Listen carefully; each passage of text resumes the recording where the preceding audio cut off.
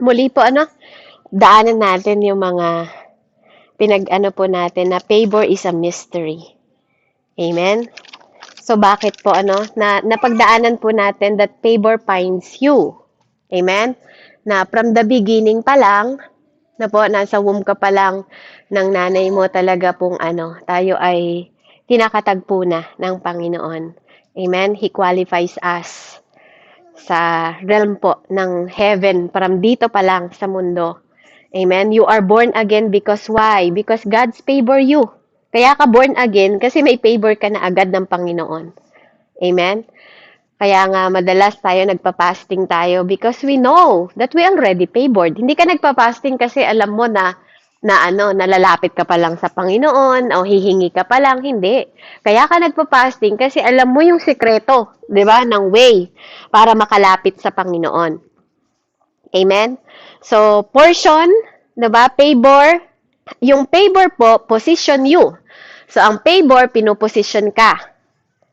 Amen? Hindi lang ito pinili ka. Hindi ka lang sinelect ng favor, it's position you. Amen? Kaya nga kahit saan ka dumating, pumunta, kahit saan ka pa makarating, favor always position you. 'Di ba? Kahit na nasa dami ka ng tao, hahanapin ka ng favor na 'yon, itataas ka. Kahit ang daming mga tao sa paligid mo, ang daming pagsubok, ang daming mga hindi ka ready, pero pagdating sa favor, magugulat ka na lang. Kasi kahit anong sitwasyon, pinipavor ka ng Panginoon. Hindi dahil hindi mo dadaanan yung mga sitwasyon, 'di ba? Praise Jesus. Oh, okay. Oh, it's okay. Amen. Yan. Hindi dahil hindi natin dadaanan ng sitwasyon, kundi even sa sitwasyon na yon, God is still favor you. Amen. So yun yung yung kagandahan ng mystery na kahit nandun ka sa place na sinishake ka pa nito, 'di ba? Dahil may favor ka na nagmumula sa Panginoon, ipoposition ka pa rin nito. 'Di ba? Na dahil itong favor na to is ito rin yung nagpapakita na you are anointed. Amen? So, napakaganda po ng mystery ng favor at ipagpapatuloy natin yung mga bagay pa po na dapat nating pag-usapan tungkol about sa favor. 'Di ba? And then, dito, saan pa? Kapag ikaw ay favor na klase ng tao, alam niyo, dami ko pa po talagang isusulat pero tinigil ko na. Sabi ko, Lord, kapag ikaw ay favored na tao, katulad po ni Tatay David, 'di ba? Once na ikaw ay favored from the Lord, amen? Katulad niya na maghahatid lang ng pagkain, 'di ba? Nakaharap niya, God pinromote siya agad ng Panginoon, 'di ba? Yung favor, 'di ba? Kapag ikaw ay favored na tao, ikaw yung klase ng tao na laging nakaka-encounter ng trouble. Sa ayaw at sa gusto mo, 'di ba? Kaiinggitan ka, kaiinisan ka, kasi favored is nasa iyo. Amen? Kaya kahit na nandun na encounter mo 'yung trouble, dahil sa favor, ikaw ay mananalo pa rin. Amen? So, ang mga taong favored by the Lord, nakaka-encounter sila ng giant. Kaya katulad ni Tatay David, 'di ba? Si Goliath naging huge na isang malaking stepping stone niya para makarating siya ng mabilis doon sa top because favor takes you quick onto the top. Amen. So sa mga nagte-take down note po yun yung mga mystery ng favor. So kaya kapag ikaw ay pine-favor,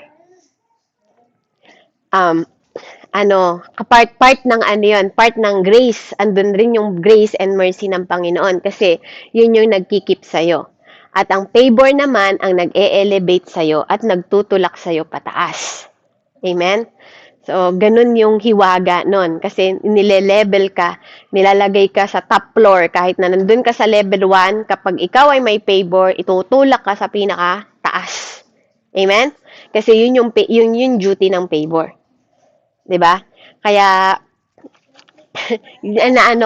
yung favor, i-duty ka niya sa gusto ng Diyos kung nasaan ka, hindi sa gusto mo. Kasi sometimes, hindi mo naman talaga gustong maging spotlight eh. 'Di ba? Pero hindi mo rin naman gustong maging highlights. 'Di ba? Pero dahil sa Panginoon, gusto niya, dahil sa gusto ng Panginoon, hindi sa gusto mo, magiging highlights ka at matututukan ka ng spotlights. Even sa place na hindi ka komportable dahil gusto ng Panginoon, dun ka. Hindi sa lugar na kung saan mo lang gusto. Amen? Kaya ang favor, nililift ka ng favor na to kahit pa sa dramatic places. Amen? Ang mag-required.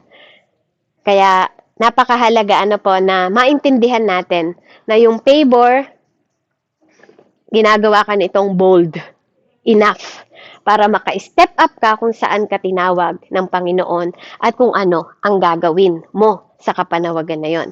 Kung paanong, 'di ba, si David po, 'di ba nung kinausap siya ni Saul, ito na po yung ating kasunod, 'di ba? Na kung paanong kinausap siya ni Saul, 'di ba, na sabi nga ng mga kapatid niya praise ko lang po no.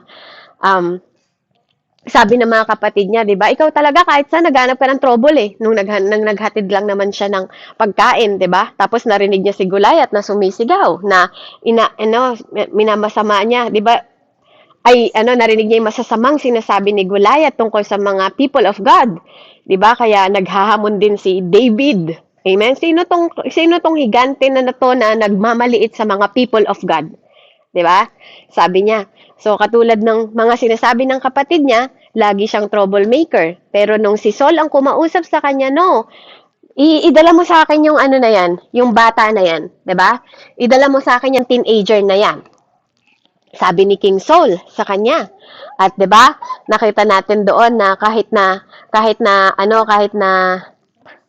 mukhang crazy yung sitwasyon, 'di ba? Sabi ni Saul sa kanya, sinabi mo na kaya mong kalabanin yung giant na yan? O suot mo tong armor ko, 'di ba? Sabi pa sa kanya ni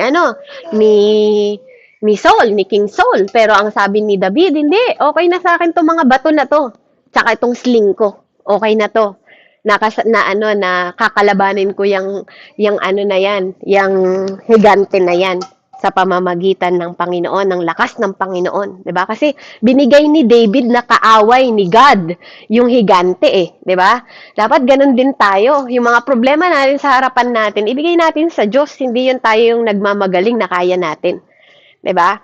Ganun si David, ginawa niyang kaaway ng Diyos si Goliath. 'Di ba? Kaya purihin po ang Panginoon. Yun yung napakagandang ugali na isang karakter din ni Tatay David. Hindi siya nagmamagaling.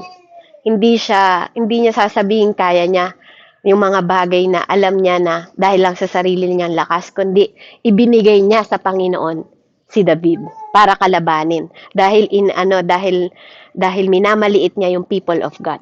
Hindi ba niya alam na ito ay, 'di ba, mga people of God, sabi niya, dahil sa sinabi mo pupugutan kita ng ulo. Amen. So, makikita natin that favor, makikita natin doon yung favor ng sitwasyon. Kahit na mukhang crazy, mukhang yung sitwasyon is parang walang pagkapanalo, 'di ba?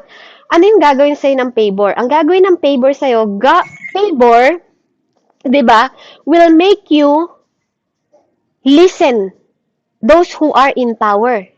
'Di ba? Ang gagawin ng favor sa'yo, makikinig sa'yo yung mga taong nasa power, nasa kapangyarihan. Katulad ni Saul, 'di ba? Kay David, 'di ba? Naghatid lang naman siya ng pagkain, pero nung narinig niya na makikipaglaban, hindi merong idea si Saul. May nakita siyang something sa bata na 'to. 'Di ba? Kasi dati din naman na nasa kanya yung spirit ng Diyos. Amen. So, yung Panginoon, 'di ba? Itatouch niya talaga kasi kontrolado ng Panginoon lahat. Itatouch niya si Saul. Kaya niya hinarap si David kay Goliath. Kasi ito yung nangyayari kapag may favor of God ka. Even yung mga matataas na may tungkulin, kahit pa pinakamataas sa church ninyo, reverendo, bishop, 'di ba? Name it. 'Di ba? Pag nasa iyo ang favor, katulad ni David, yung king, 'di ba? Yung king nakikinig sa kanya. Amen. Kasi bakit? Yung favor, ina-attract nito yung atensyon ng mga tao na nasa paligid mo o nasa atmosphere mo. Amen? Kasi yung favor will highlights you with the people who are at the top. 'Di ba? Hindi lang top, top. Pinaka-top, 'di ba? Kasi first na top is si God eh, 'di ba? Si God ang nagbigay ng favor sa iyo. So, anong sinabi ng mga top na 'yan? 'Di ba? Kasi sa mundong ito puro title nga eh.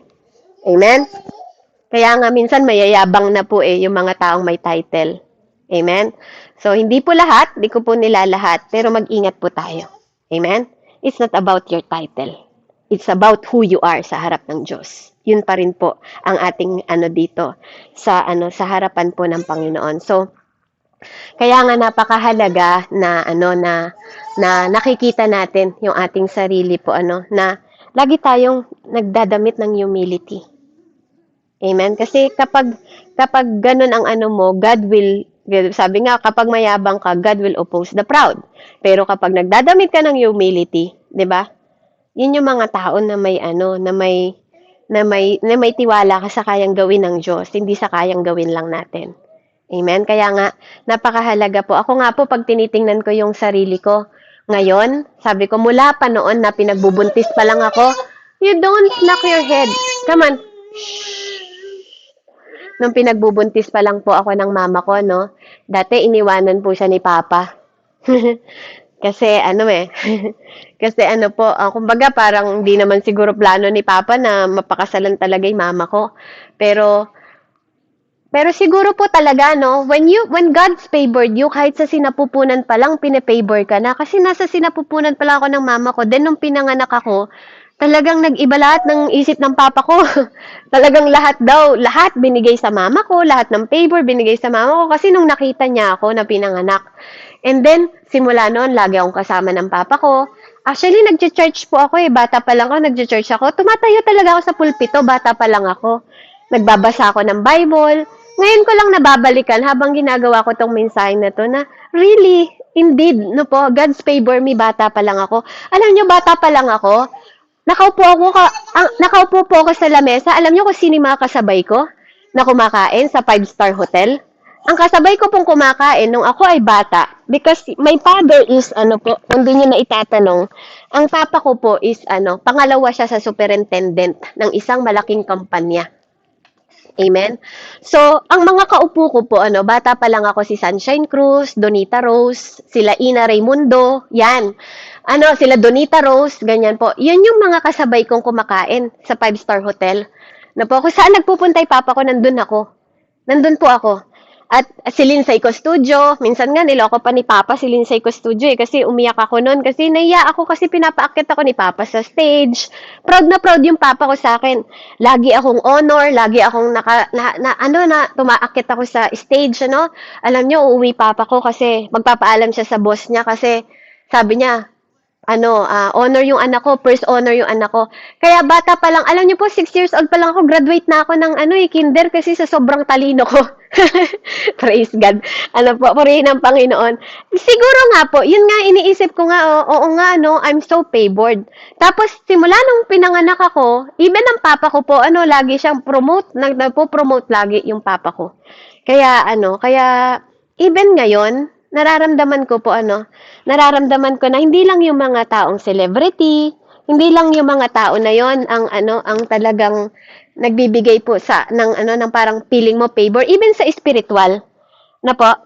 At sa paglakad ko po spiritual, nakikita ko rin na hindi man ako umuupo pa ngayon, hindi pa ngayon, amen, pero uupo po ako. Alam ko po yun. Alam ko kasi, ngayon, kahit po sa biyaya ng Panginoon dahil sa favor niya, ang mga kausap ko, mga bishop, reverendo, 'di ba? Mga pastor, 'di ba, sa spiritual, and sometimes ini-invite pa nila ako sa ibang ministry to speak. Amen. Kaya yung wala akong title. Hindi po ako klase ng tao na sasabihin mo, naghahabol ako ng spotlight, hindi po eh. Kasi dati, nakikinig lang ako. Ang gusto ko lang naman manalangin eh. Ang gusto ko lang naman maging intercessor ng ibang tao. 'Di ba? Gusto ko ipanalangin yung mga may sakit, gusto kong ipanalangin yung mga ministry, yung buong mundo. Yun yung willingness ng puso ko, yung lumuhod sa Panginoon. Pero ang layo ng dinadala sa akin ng Panginoon. Nagsisimula pa lang po ang Diyos, ha? Nagsisimula pa lang siya. Nagawa na namin sa pakikipag-partner namin kay Jesus ang online ministry namin. Nakapag-mission na po sa Iloilo, nakapag-mission na po sa Bicol, nakapag-mission na sa Nueva Ecija, nakapag-mission na sa Bataan. Online ministry po kami, ha? We just started, 5 lang kami sa prayer warrior dati. Hanggang lumaki po. And then hanggang nakatagpo po ako ng mga pastor, di ba? Ng mga reverend, ng mga na tumutulong po sa amin to teach yung mga tao naman na nasa online ministry po. Para turuan yung mga tao na nasa online ministry para lumalim pa sa salita ng Panginoon. Maraming dinala po yung Panginoon na mga pastor at mga nakilala ko po na talagang pag nag-approach po ako sa kanila, they cannot say no. Hindi sila, andun yung favor of God na nag-yes lang sila for the glory of God. For the glory of God. Kung hindi ko po tinatas yung sarili ko. But it happened po talaga. Nangyayari po. Once I point na dito tayo pupunta sa natutupad po yan, nangyayari yan, tinutugon lahat yan ng Lord. And even ang financial provision namin. This year po, January 1st, 200,000 po ang pondo ng online. Amen, para sa pagmimisyon. Wala pong nilalabas na pera yung mga tao sa online. Amen, lahat po yon God's will, God's bill. Lahat yon God's will. Kaya hindi ko po yun problema. It's all because the favor of the Lord. Amen?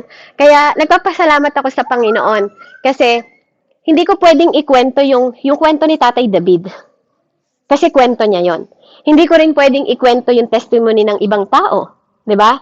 My testimony, 'di ba? Yun yung magi-stand sa akin dahil yun yung favor ng Panginoon na ipinagkaloob niyo po sa akin kung bakit po ako nakakatayo sa harapan ninyo. Bakit meron akong lakas ng loob at boldness na ipahayag ang favor. Na misteryoso talaga ang favor po. And even sa business naming pamilya. Even po sa business namin, malalaking tao po ang kausap ng pamilya ko tungkol sa mga business nila. Amen? At hindi po sa hindi po ito kayabangan, hindi ko po niyayabang ang ng business namin. Pero totoo po yan. From Nueva Ecija, kami po ang pinaka-main na nagdi-deliver po ng mga bato sa Bulacan, 'di ba, sa Manila, saan pong sulok ng mga sabihin niyo po, meron po kaming mga tao na pinagdadalan po ng aming mga ibinebentang mga bato o mga inukit. May mga kakilala po kami kahit saang lugar. So, yun yung favor, na hindi lang po sa akin, even sa pamilya ko po. Sa pamilya ko po, nararanasan po namin, 'di ba, kung gaano kabuti ang Panginoon sa buhay namin. And even yung favor na since pa lang nang nakakilala ko sa Panginoon, wala pa pong 1 taon, nagtayo na po kami ng church. Amen? At ngayon, patuloy pong inaayos yung church. Wala pang 1 taon, nakakabili kami ng properties. And sometimes, yung iba po, katulad ko, ngayon po, 'di ba? May nagbigay ng lupa sa akin, hindi ko naman po hinihingi. But because of the favor of God, may lupa ako sa Bataan na hindi ko binili, 'di ba? Sa buhay ko, sa asawa ko, 'di ba? Sa pamilya ng side ng asawa ko, doon meron akong kotse na hindi ko binili. Na-repair yung ngipin ko sa $20,000 sa umaabot siya ng milyon. Ito pong harapan ng ngipin ko, all is porcelain. Ano pa lang po yun physically lang. Amen? Physically favor. Pero I believe, kahit po sa favor spiritual, pag meron akong hinihiling sa Panginoon, nakukuha ko po yun lahat. Nakukuha ko yun lahat. Naririnig ko yung tinig ng Diyos. Alam ko kung kailan, alam ko kung kailan ko gagawin, para saan ko gagawin, at bakit ko gagawin. That is the favor of God po. Yung grace and mercy ng Panginoon. Amen? Na habang naglilingkod po tayo, hindi po magkukulang ang Panginoon. Kaya yung favor po, makikita natin na ang favor na to, minsan kapag hindi ka nagtanong sa Panginoon, na minsan napapahay God. Napapagano na lang po ako sa buhay ko . Kasi totoo po, ang problema ko hindi pambili ng ulam ko. Kung anong ulam ang bibilin ko, magkaiba 'yon. 'Di ba? Hindi ko problema kung ano yung sasakyan ko. Ang problema ko, anong kotse ang sasakyan ko. Anong sasakyan ang sasakyan ko? There is difference between doon sa, alam niyo yun, sa problemang sinasabi mo, sa problema na pinagpipilian mo. Magkaiba siya. Magkaiba po siya. 'Di ba? Na kahit dito po saan ako bahay tutuloy. 'Di ba? Namimili ka because the favor of the Lord, 'di ba? Na sumusunod sa iyo. Amen. At nakaka-bless po totoo. Even hindi ko alam pero lagi kong yun dahil alam ko na it's all by the grace of God. It's all by the mercy of the Lord and favor po niya sa akin. Kaya naniniwala po ako na bawat isa sa atin, ito po yung testimony ko. Amen? Testimony ko to mga kapatid. At alam ko na marami din kayong testimony. Marami din kayong kwento. Marami din kayong magpapatotoo that God is a great God. Diba? Great God siya. Marami siyang bagay na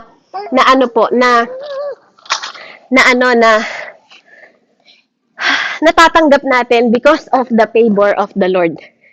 Amen?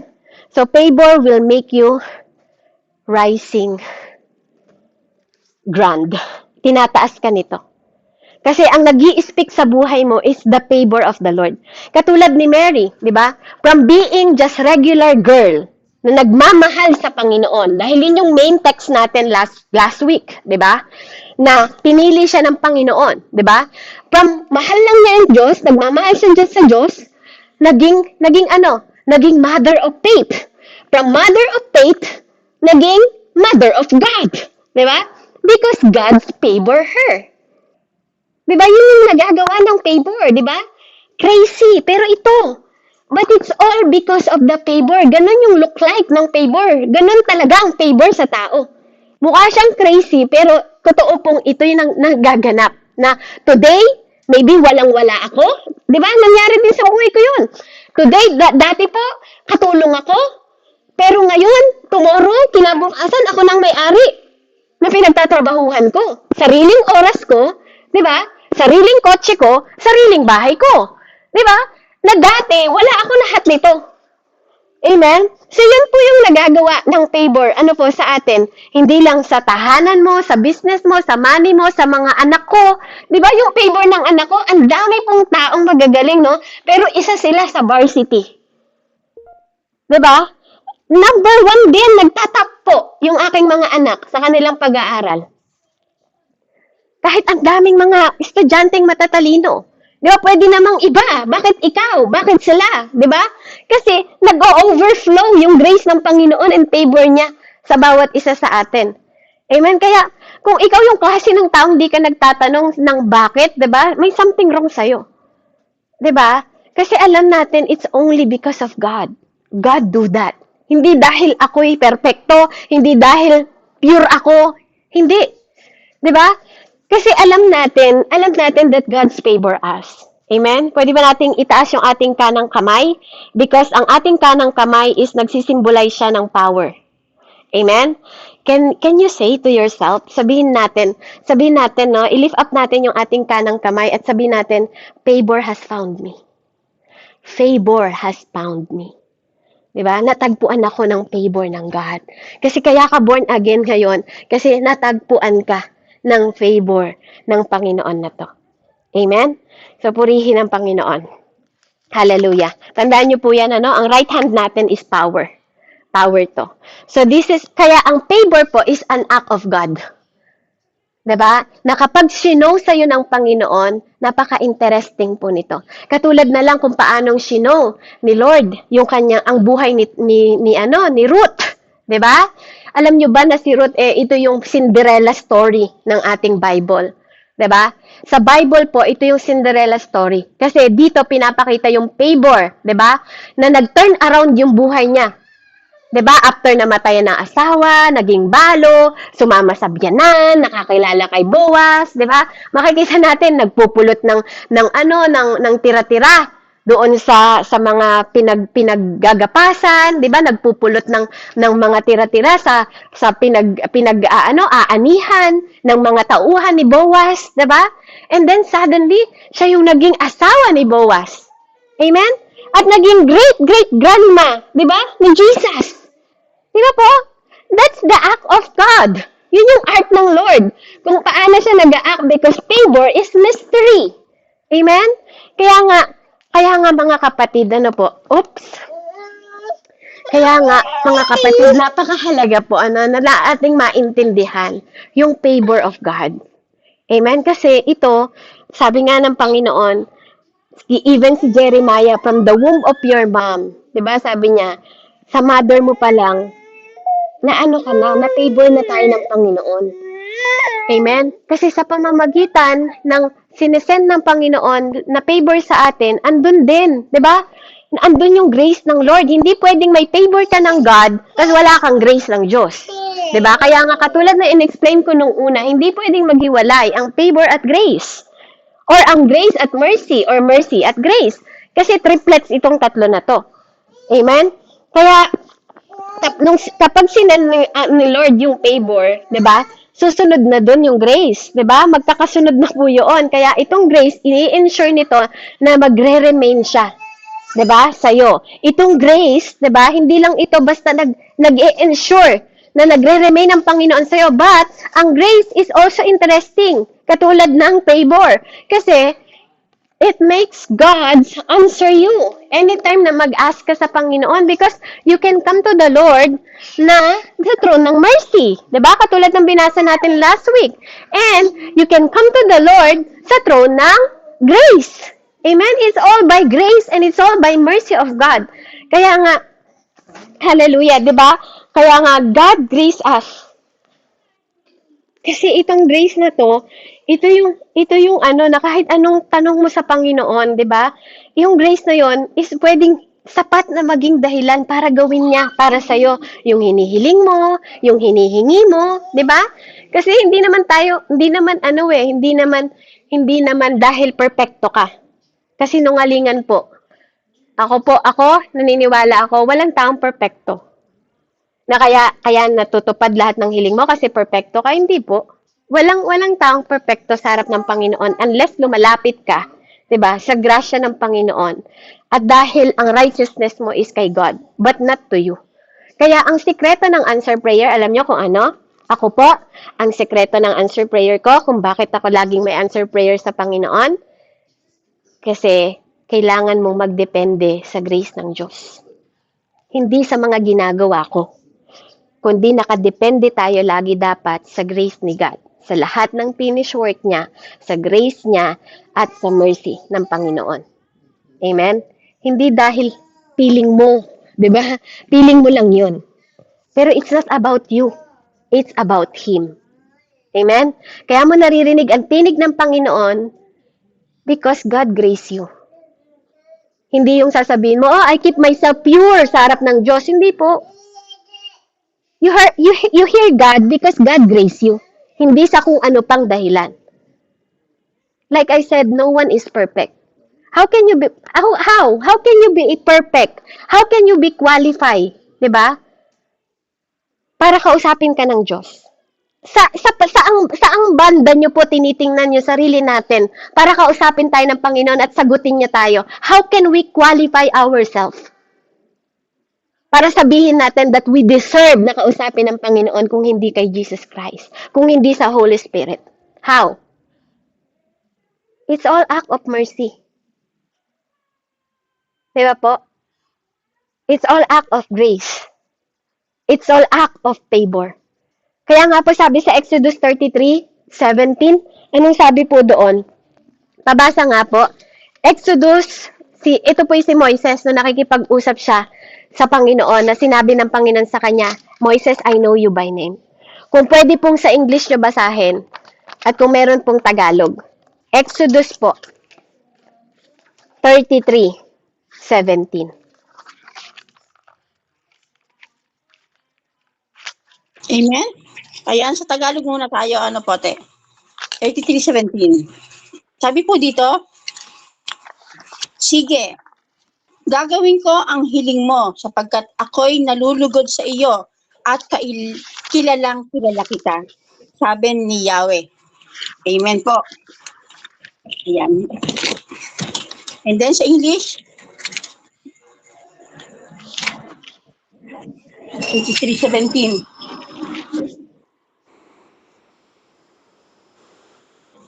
Ayan, sabi po dito sa 17 sa English, the Lord said to Moses, this request too, which you have made, I will carry out because you have found favor with me and you are my intimate friend. Amen. Amen. You have found favor in me. Sabi niya, di ba?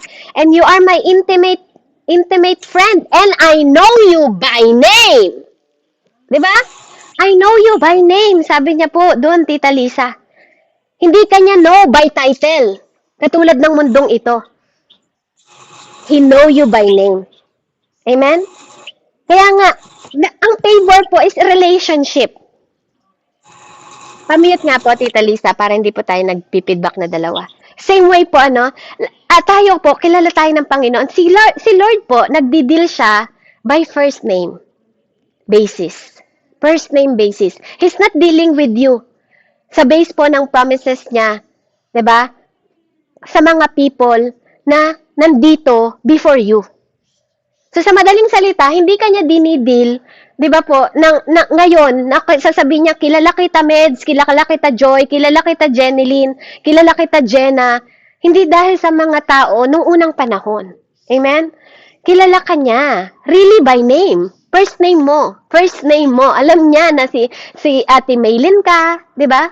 Kasi He is God na nakilala ka. Amen? Na kaya mong tumayo ng dalawang paa sa harap ng Panginoon Diyos because He know you by name. Amen? Kasi we are under the grace of God. Diba? He know you first like we know each other. Ganun yung relationship ni Lord. Diba? Same way po kung paanong sinasabi ng Panginoon na I am the God of Jacob. I am the God of Isaac. I am the God of Abraham. Hindi niya sinasabi na ako ang Diyos ng inyong ama ng buong nation. Ako ang Diyos ng anak ng ama ng buong nation. No. He know you in first name basis.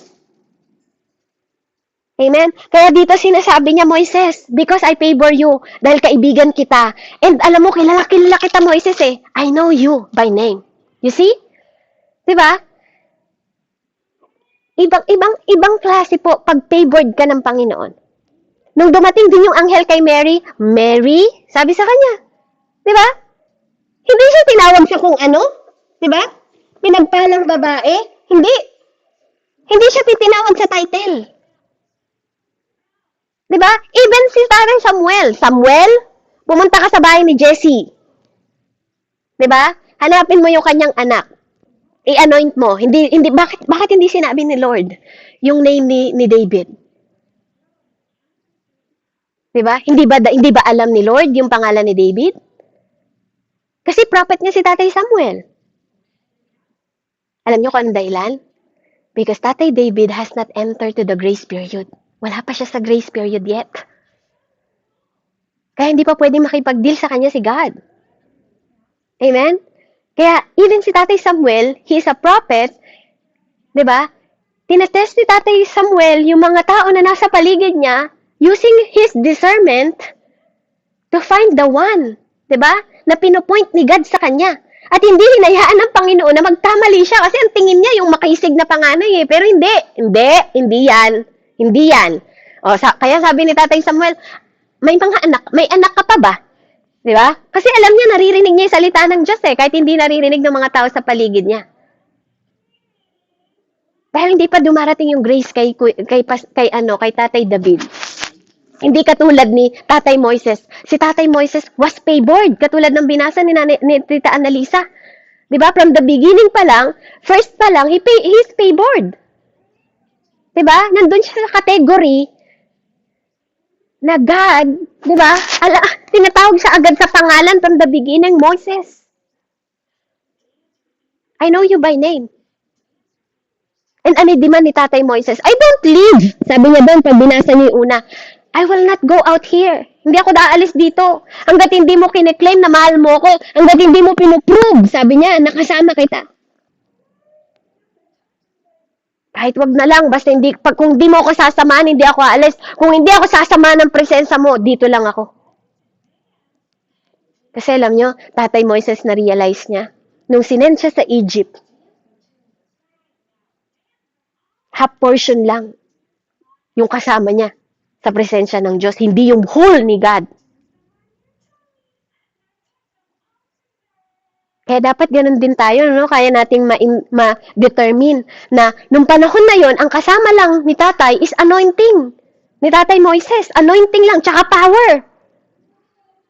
But he never went with the presence of the Lord, ng whole na presensya ng Diyos. Kaya nag-demand siya kasi na-realize sandali lang Lord. Diba?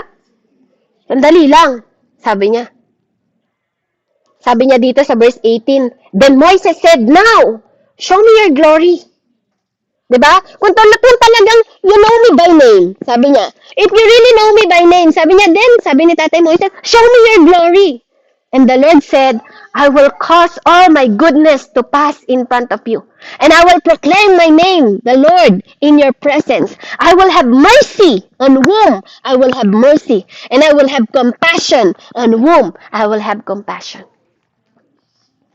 Diba? Nakita niyo po? After ng favor, ano yung sumunod? Mercy.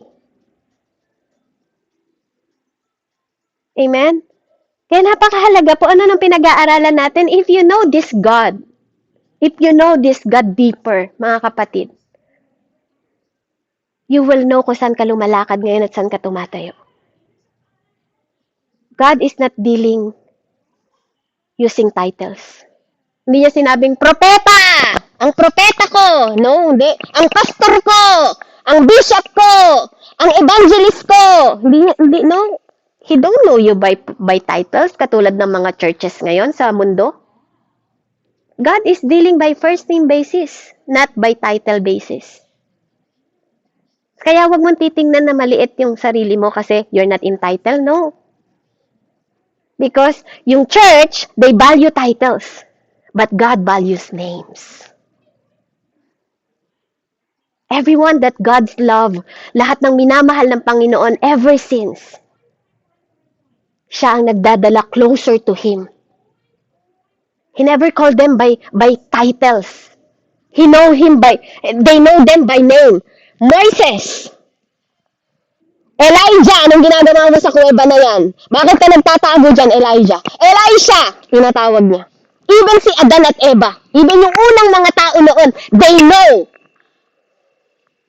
by name. He know them by name.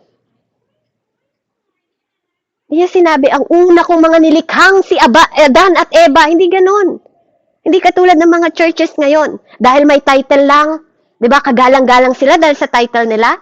I'm not discriminating that. Hindi po yun ang sinasabi ng Panginoon dito.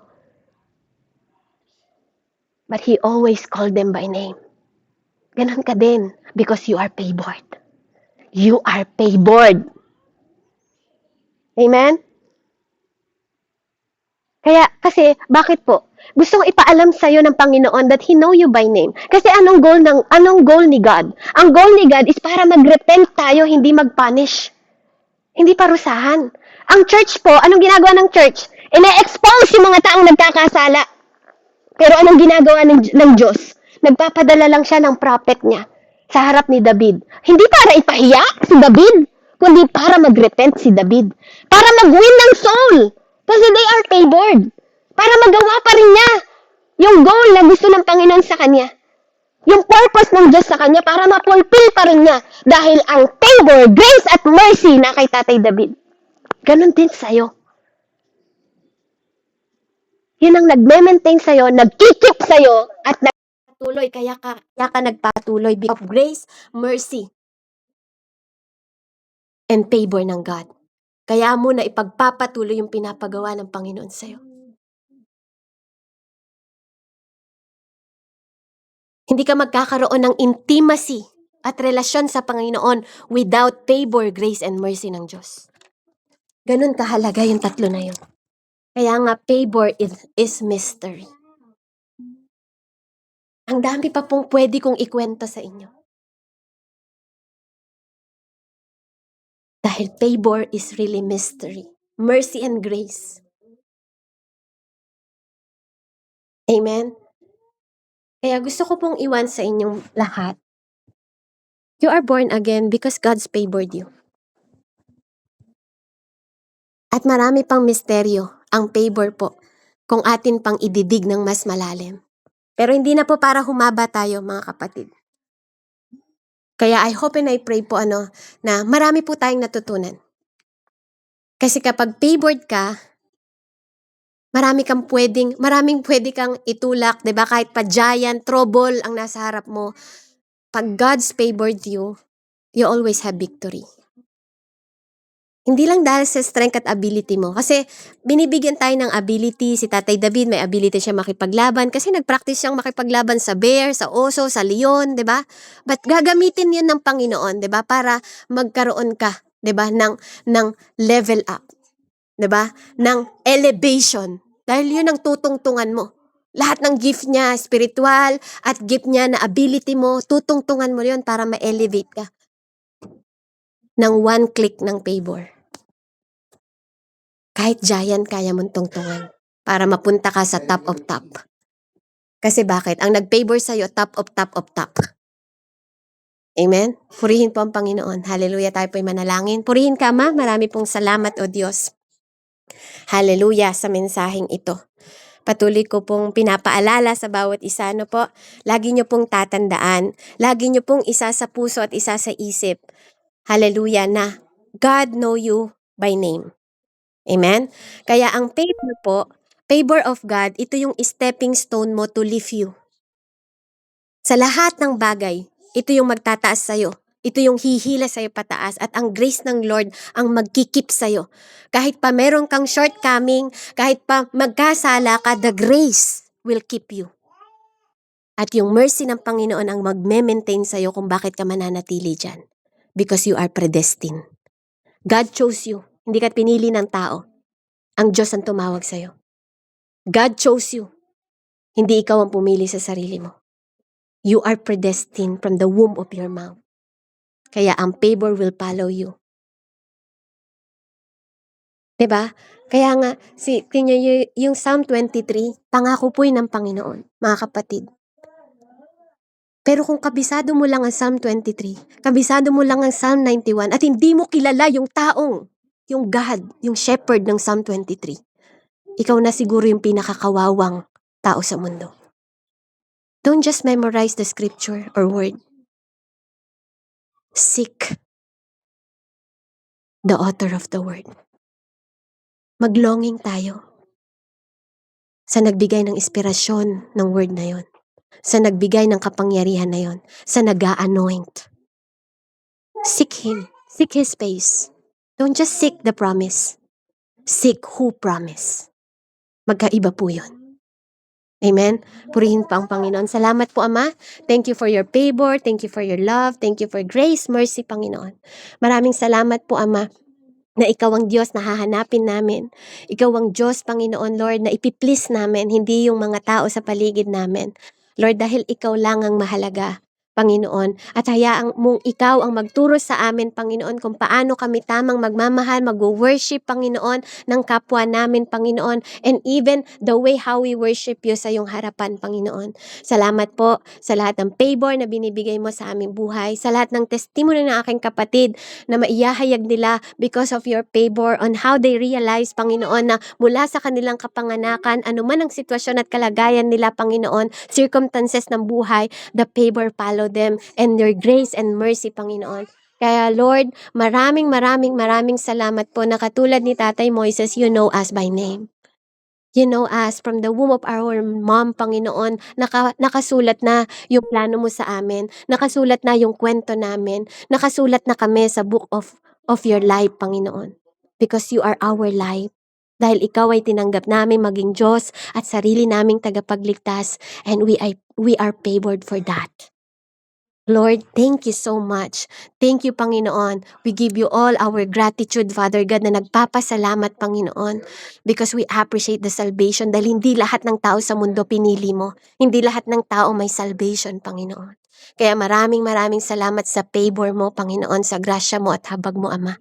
Salamat po, purihin ka dakilang Diyos sa pinakamataas na pagsamba. Tanggapin niyo po ang lahat ng kapurihan, pasasalamat, Panginoon, at Lord, glory, Ama. Sa iyo lang, Ama. Maraming salamat po sa wisdom na patuloy mong binubuhos, pinapahiram sa bawat isa sa amin.